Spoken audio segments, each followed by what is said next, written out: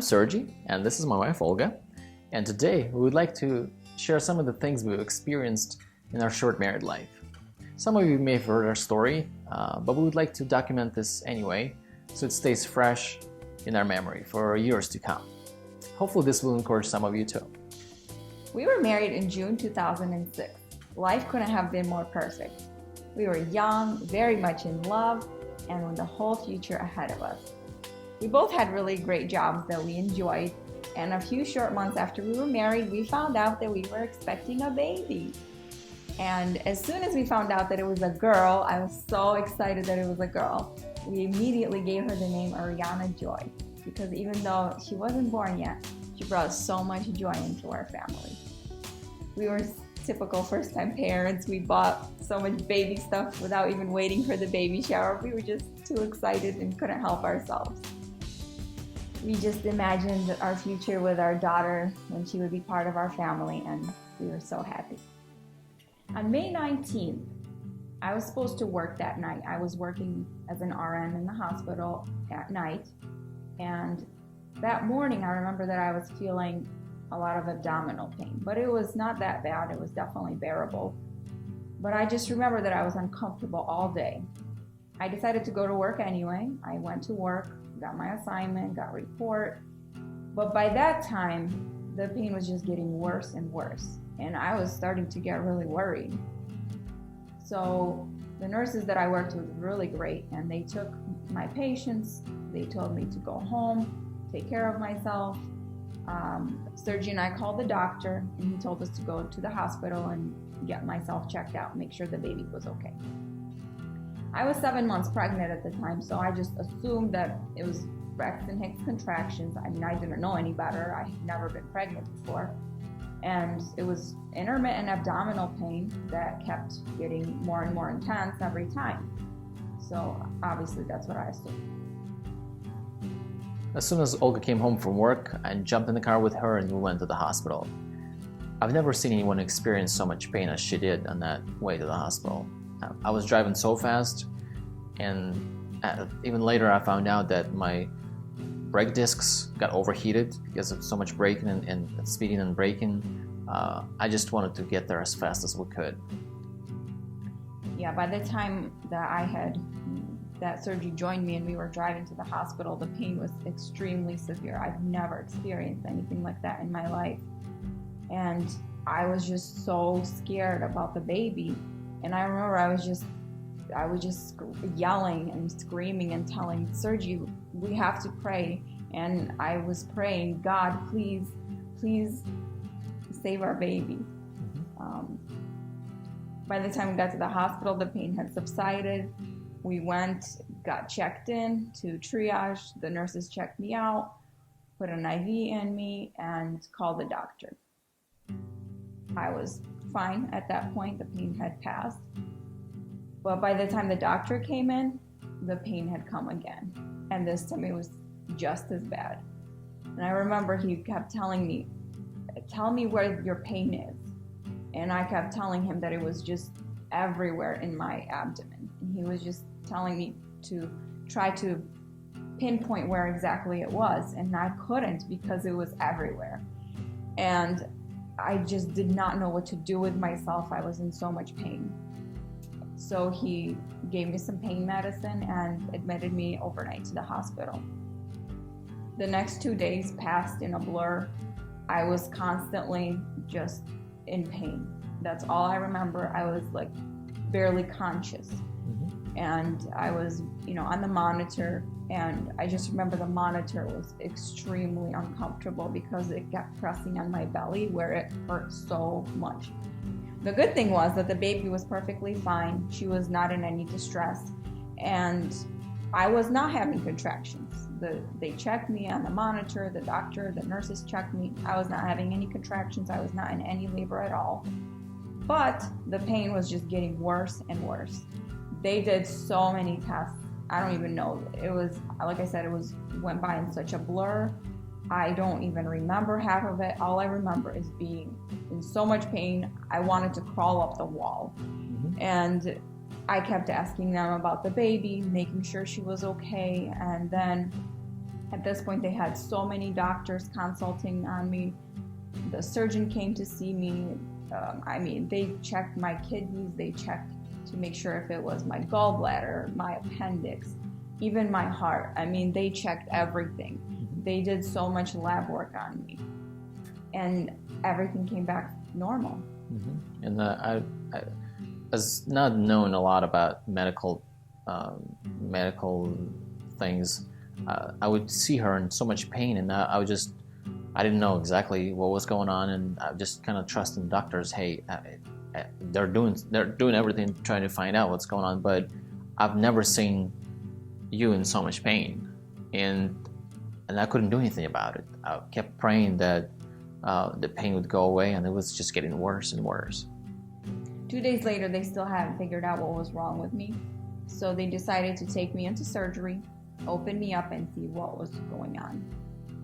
And it was risky because I was pregnant, so they told us all the risks. They were hoping that they wouldn't have to deliver the baby at that point. They were hoping that they could just do laparoscopic surgery, see what was going on, and close me up, and hopefully the baby would be okay. And, hopefully she'd be able to stay inside of me a little bit longer. It was late at night, May 21st. They took me to the pre-op area. Surgery was there with me. And I remember they drew a whole bunch of labs. There were so many tubes. And I was just laying there on the stretcher. They checked the baby one more time. They did an ultrasound. They listened to the baby's heartbeat. I remember she was doing fine. Her heartbeat was steady. And off to the side, there were so many doctors standing there. The AOD, the nurses, so many people. And they were talking about what they were going to do. I was just waiting. Surgery was signing a whole bunch of consents because I was barely conscious, like I said. I don't think I've ever seen that many doctors in one room talking about the whole situation. And of course, surgery's talking on the phone with my parents. They've been wondering what's going on for the past 2 days. Nobody knows what's going on with me. So all of a sudden, I felt, I don't even know how to describe this. It just felt like my world was crashing. I guess my life was crashing. And what happened was my blood pressure had just dropped like very quickly, and my pulse skyrocketed up. It was just racing. And I was experiencing septic shock. Of course, I didn't know it at the time, but I just remember so many people rushing towards me. And the last thing that I remember is my stretcher just being pushed very fast down the hall into the OR. When they took Olga into the operating room, I went to the waiting room, and I was just sitting there waiting, and I was the only person there. There was nobody there. It was late at night. It was probably like 11 p.m. at that point. And I had no idea what's going on. Now I know a lot of medical terms and a lot about medicine and health. Before, I had no clue what they were talking about. And well, at that point, they didn't even know what happened. Right. I remember asking God in prayer, God, can you just kind of point out to me what do I need to pray about? Because I have no clue what's going on with my wife, what's going on with the baby. And the words came to me, and I knew they were from God, and the words to pray. And those words were in Russian, "Да будет имя Бога благословенно," or "Blessed be God's name." And I was kind of like, really? I really need to pray about my wife right now, because there's something really wrong with her. And those words, but I was just kind of like, okay, I don't know what to pray about, so I just kept repeating in my prayer, let the name of the Lord be blessed, and God bless Olga, and just let your name be praised through the whole situation. Not long after that, it was probably 30-40 minutes into me waiting, one of the doctors ran into the waiting room. It was the OB, right? The one that delivered the baby? Correct. It was the OB doctor. She didn't have a good color on her face, and she looked very scared. that didn't comfort me at all. The words she said that we lost the baby, and I don't know if we can save your life. I didn't know. I didn't know what to think. I didn't know what to do at that point. She said those words and she ran off because they had to do more things and do whatever they needed to do. And I kind of stayed in that room. And like my whole world was upside down at that point. I remember that I called my parents and Olga's parents. Olga's parents lived in New York and they still lived there. And they got in the car and they started driving down to Florida. I waited probably another hour or two in the waiting room. The time was kind of blurred out for me at that point. And the doctors came again and they told me that your wife is in the ICU and we're trying to keep her comfortable, and you're not allowed to go in there right now, and we'll let you know when she's ready for it or when we're ready for it. Finally, when they let me get into the ICU room where Olga was at that time, when I walked in, I've never seen anything like it. That room had so much noise in it, and well, there was a lot of people in there, nurses and doctors, and they were trying to do a lot of things, and that didn't make sense to me. I know that room had probably more than 10, for sure, more than 10 IV pumps going at the same time. I've seen the IVs that they put into Olga, they were coming out of everywhere. I've never seen IVs in places that I saw that night. They were trying to keep her blood pressure up because it was dropping so fast, and they were giving her a lot of liquid fluids to keep the blood pressure up. And when I spoke with the doctor, the news he gave me, he said that when he explained to me, and Olga will explain exactly medically what happened, but when he told me, when we spoke, he said that, sorry, but I don't even have 5% of a chance that she will live. Then later they brought the baby, and when I saw our daughter, she was so perfect, and the things that we were wishing she looked like, she did. She had dark hair, she had big eyelashes, and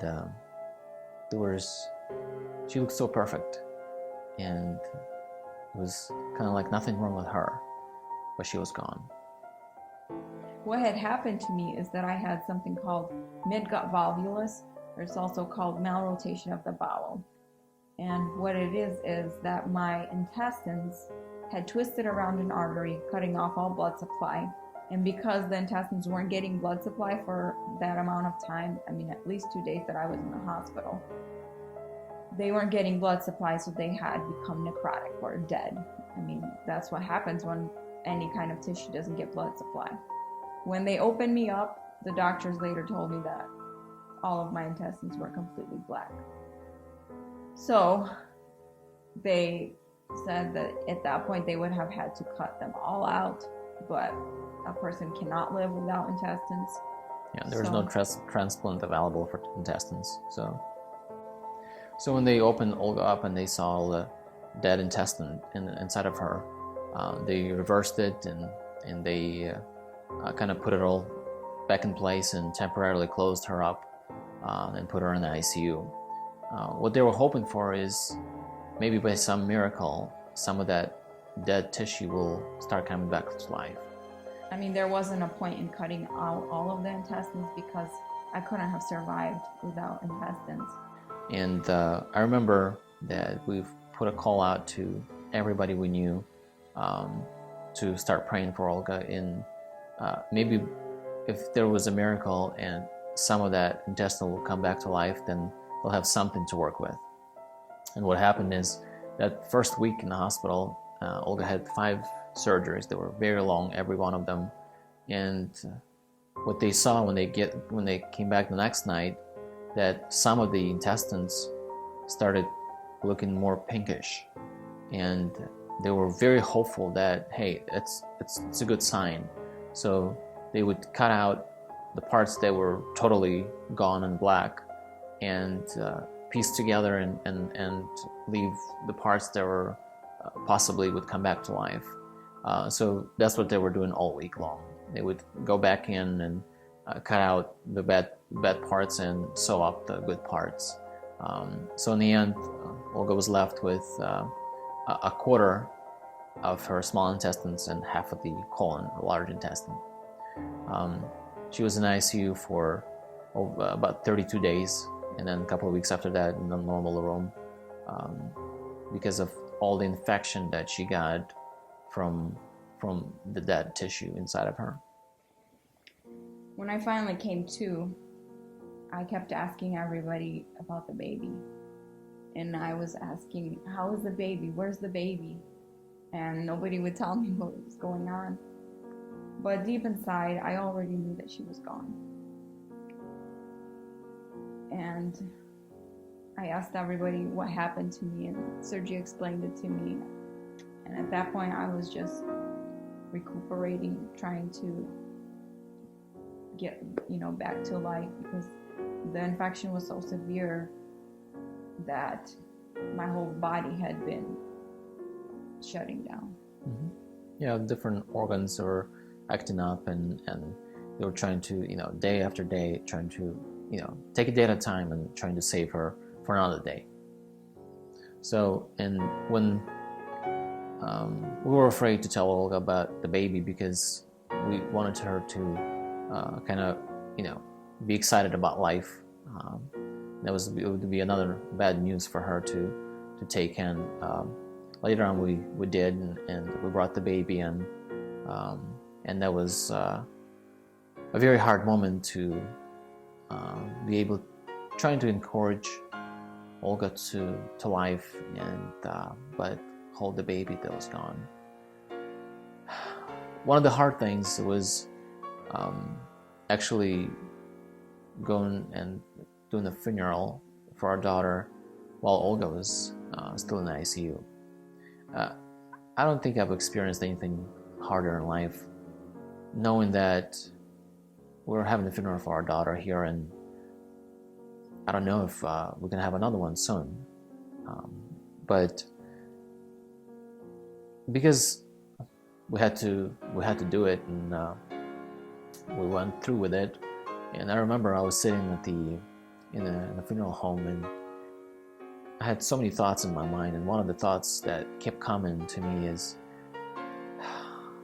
there you go, you've been a Christian all your life, and you tried to serve God and be a good person, but do you see what happens in your life?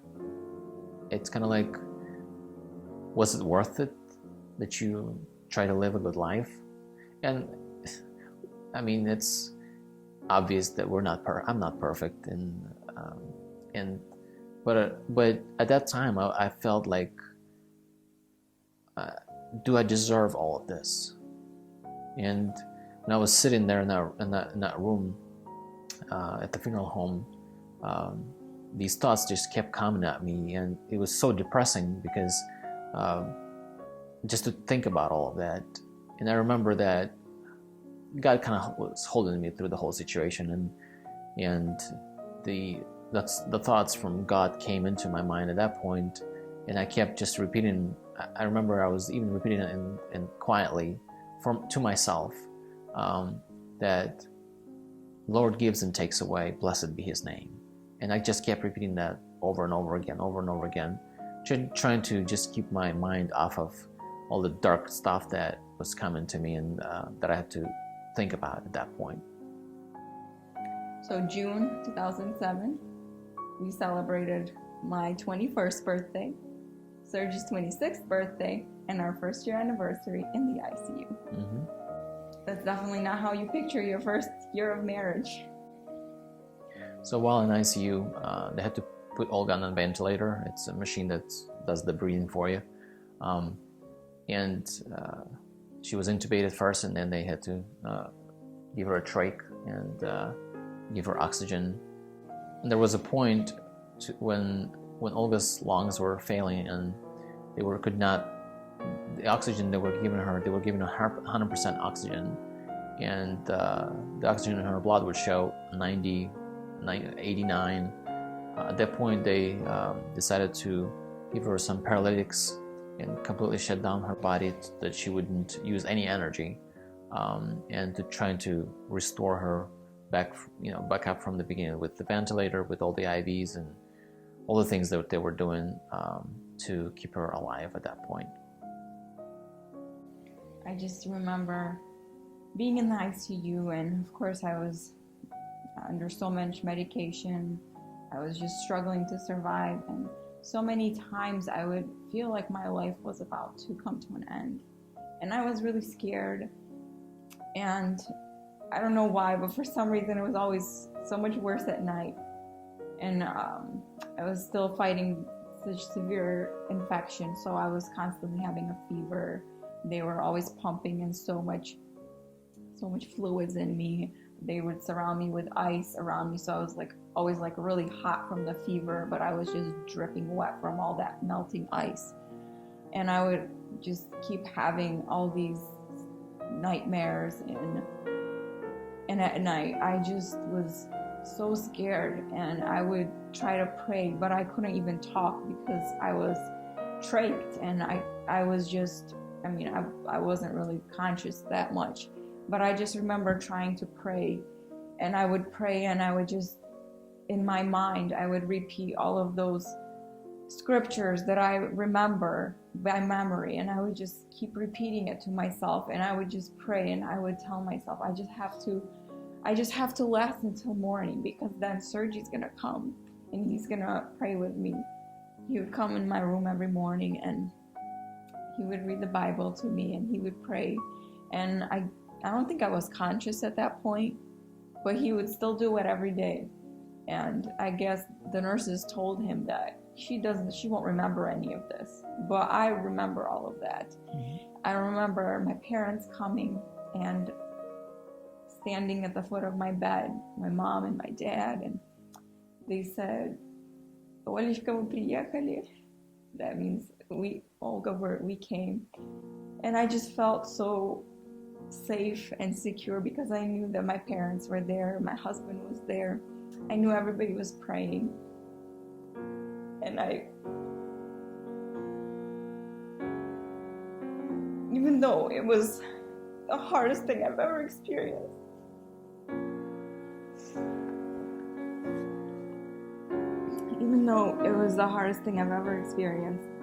it was like a nightmare, but I still felt God so close.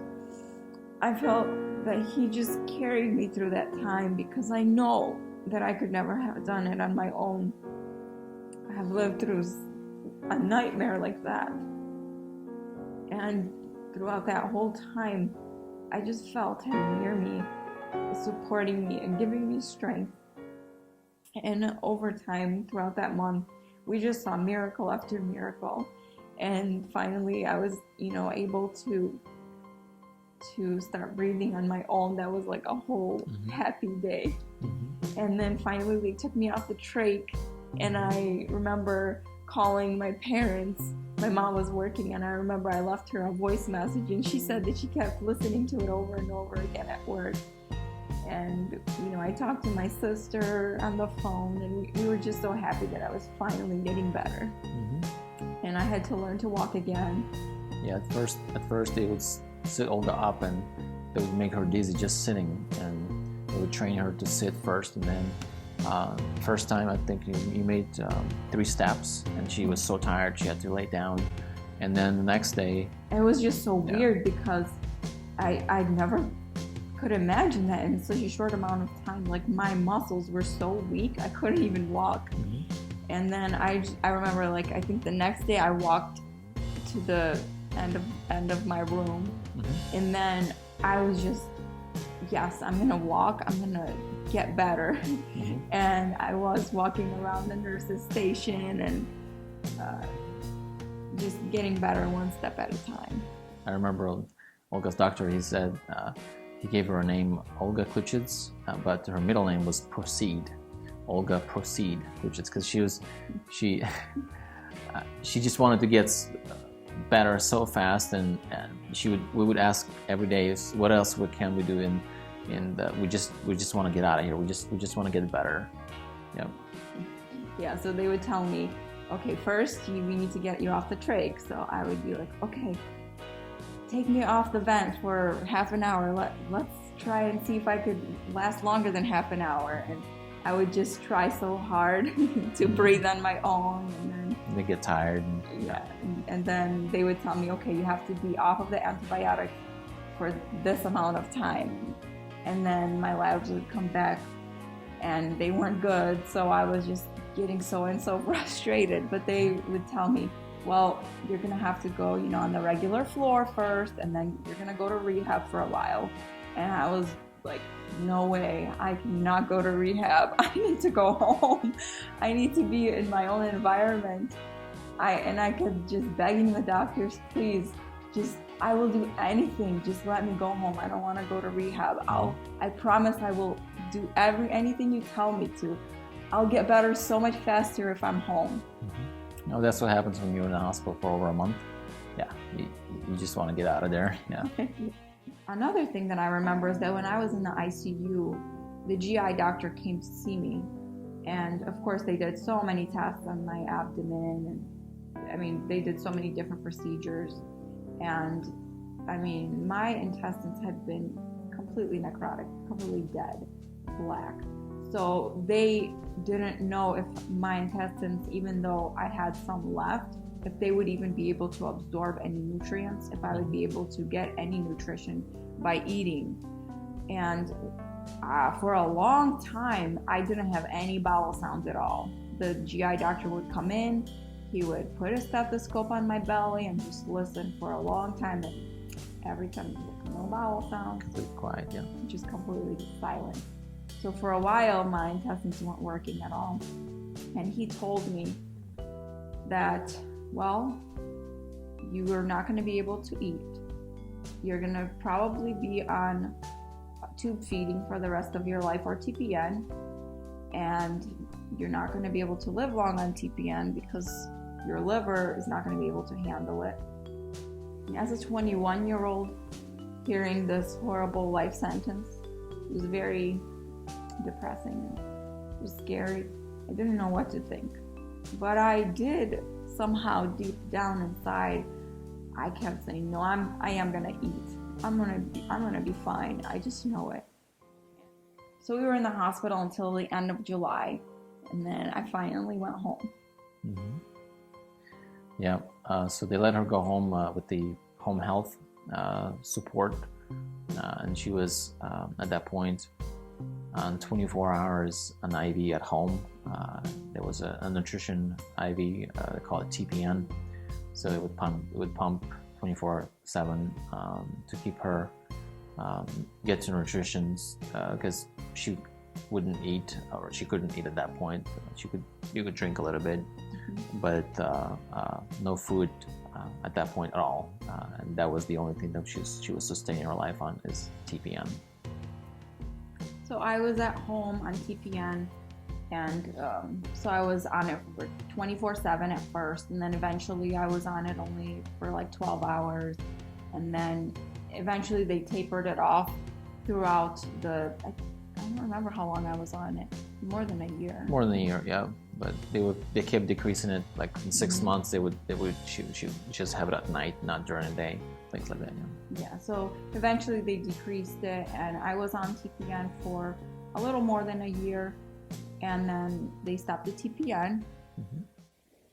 There was a time when my life was hanging on by a thread, and I could have lost my life so easily.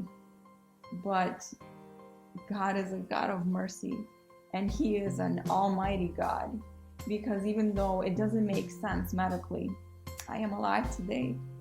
And that is such a huge miracle, that I'm alive, first of all, and second of all, that I am healthy, or as healthy as as I can be. I'm not on TPN. I'm able to eat and sustain my life. I take a lot of vitamins, and I take potassium and magnesium. But that is just amazing to me, that even though my life, the predictions of the doctors were so bleak, my surgeon, he was such an amazing doctor, and he was always so encouraging.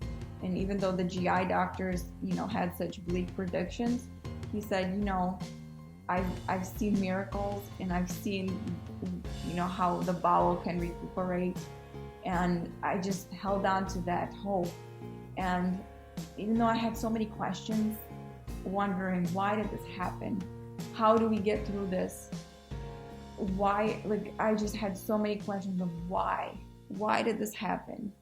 And the first year I was hospitalized so many times because I had a central line in me, which is like an IV that's more permanent, and I was getting my TPN through it, and I was just getting central line infections over and over again. So I was in the hospital like almost every month, and I was getting those infections because I was getting the TPN 24/7, and TPN has a lot of sugar in it, which sugar and then I was getting a lab work done like every day, every other day. So blood, sugar, all of that makes you really prone to infection, and that's what happened. So I would get infections, I would be in the hospital, and it was just so discouraging. And I would just wonder, why did this keep happening? Why does it happen? What good is this? And I remember reading the Bible, and I remember reading this place. It's 2 Corinthians chapter 4. And it says, "Therefore we do not lose heart. Though outwardly we are wasting away, yet inwardly we are being renewed day by day. For our light and momentary troubles are achieving for us an eternal glory that far outweighs them all.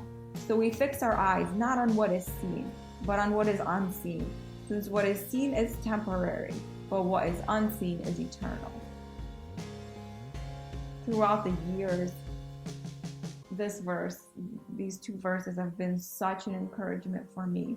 When I'm just discouraged and I'm just thinking of all the outward things, when it seemed like I wasn't getting better, and I was so skinny, and my electrolytes were always wacky, and I was just always really sick, and it seemed like my body was just wasting away, and I was like so young, but I was so sick. I was like looking at older people that were healthy, and I was jealous of them. I'm like, this is not fair. Look at them. They're like having a great time, and I'm like at home on TPN, on medications, in and out of the hospital.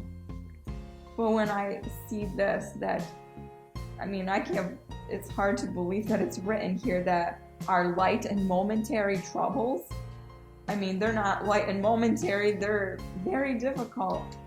But in the grand scheme of things, it's so small compared to eternity. And the things that we don't understand here on earth, God sees it from a different perspective. He sees the whole picture of how it all comes together. And even though that was such a difficult time in our life, we grew so much. First of all, as individuals, we grew in our faith, and we grew so close to each other. Throughout this whole time, I couldn't have done it without Sergi. He was my rock. He was always so steady and supportive, and he was so strong. And I know that God brought us together, and He made our marriage stronger. We went through so many things together, and I know that it's hard going through these awful things as a family, as a couple. And there are, some statistics that say that when couples go through the death of a child or sickness, that so many times those families fall apart. And that's true. You're either gonna fall apart or you're gonna grow closer together. So it's so important to, first of all, stay connected to God, stay connected to your faith, have a great, strong support system, because it's hard going through things like this by yourself. And stay close to each other. Talk about everything. Support each other. Love each other. Because you guys are the closest to each other, and a strong marriage is so important in times like this. And it was very important, and I always wanted to hear when Olga felt bad and when she was going through a rough time and had all of these bad thoughts about about her future and things like that. And she would tell me, and we would talk about it and talk about it, and we would spend so much time just working through those insecurities and all the things that future presented to us, but we were ready to tackle it together. And with God's help and us together, we made it through. Yeah, and it was interesting how it works, but in times when I was having a really hard time and I was just struggling, Sergi would be strong and he would encourage me. And when Sergi was going through hard times and he was having doubts and just, going through hard times himself, because he had to deal with all this. And I think he actually had the hardest part because, when it's happening to you, you don't have a choice. You just deal with it, you go through whatever it is. I didn't have a choice. Well, I didn't have a choice either, but I think it's harder to watch your loved one go through, all these difficulties and watch them suffer, and you can't really do anything to help them. I think that's a lot worse and a lot harder to do. And when both of us were discouraged, I remember we would call my dad. He would say, "Dad, we're struggling, we're discouraged. Tell us something to encourage us." And he would tell us, and he would pray for us, and he would encourage us. And there were just so many people like that in our lives. My parents were just such an encouragement, and throughout this whole time, I can't imagine going through it without them either. And we just had so many amazing people in our life who supported us and prayed for us. And I'm so thankful for such a strong support system that we had in our church and our families. It was incredible to watch, and it was incredible to feel that support. And we've mentioned that before, that sometimes you need to be, it's a 100 deal when you get married, and that's when you need to be 150 when the other person is struggling, and that time will come and you'll be in that same situation. And because we have each other, because we understand each other, we can lean on each other and support each other through those hard times. As believers in God, so many times we think we're insured from bad things happening in our lives. It's so interesting that we kind of expect God to protect us from anything bad going on, because hey, we pray and we ask God to keep us safe and keep us healthy and things like that.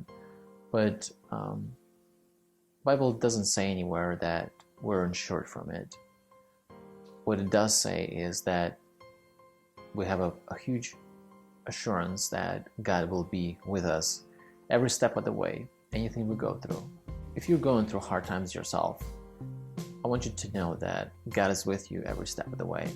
Even though sometimes it may seem like He's very far, but He suffered Himself. He knows what you're going through, and He's been with us every step of the way through the whole experience, a very bad experience in our life, and we couldn't have done it without Him. Every year we remember everything that happened, all the things that we had to deal with. We remember our daughter. She would be 8 right now. And for many years we didn't know if we could have children or not. And we weren't preventing it in any way. So, we didn't have children. And the doctors didn't know if we could have children because I had such severe infection and I had so many abdominal surgeries. So it was hard watching so many of our friends and family members have children, and we didn't know if we ever could have a family. And you ask questions, you wonder, you struggle, then you're encouraged and you get strong. Through Christ, we become overcomers and survivors. We become conquerors because we can do all things in Christ who gives us strength. Our life is full of unexpected, but there are so many great things that we can see God's mercy and God's blessing in our life, and this is one of them. They're a beautiful son. We're just enjoying every moment of having them in our family. This is our son Nathaniel. He's our unexpected gift, and we'll share more about his miracle birth another time. But for now, we just want to encourage you that miracles do happen, and God is good. Romans 8:28. And we know that in all things, God works for the good of those who love him, who have been called according to his purpose. This is definitely something we've seen, that God used this horrible situation in our life to do a lot of good things. And even though I would never sign up for it if I knew ahead of time, we did learn so many things. We grew as people, we grew in our marriage, and we grew closer to God. And I think another thing is that we appreciate life so much more, and we appreciate our blessings so much more. I don't take for granted the fact that I'm here today, and I don't take for granted that I have a son.